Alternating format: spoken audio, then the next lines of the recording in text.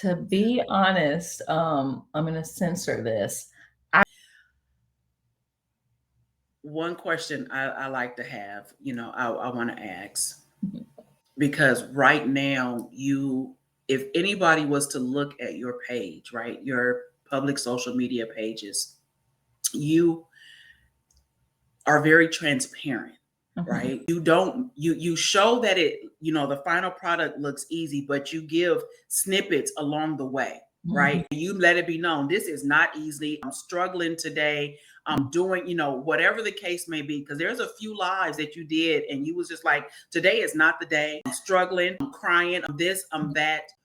What made you what I would call heal out loud or heal publicly, to be that transparent in a society where everyone is judged, part of that, that council culture, you shouldn't do that. What made you say, I'm going to do this out loud?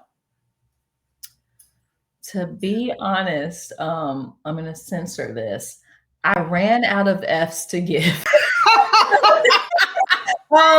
If I gave you the full version of that story, I would describe this little jar full of F's, and I was just giving them all away until I ran out of them, and I had no more to give. But no, honestly, yeah, I say it in a fun way, but that's the truth. Like I just stopped caring what everybody else thought, and it just got to that point after so long of people who weren't paying my bills and couldn't help me through any of the struggles that I was going through anyway. All those realizations and just that growth in general, Mhm. and just learning not to depend on people, then Okay. it's like, what can they do? And at the end of the day, if God is for me, who can be against me? And so also the Amen.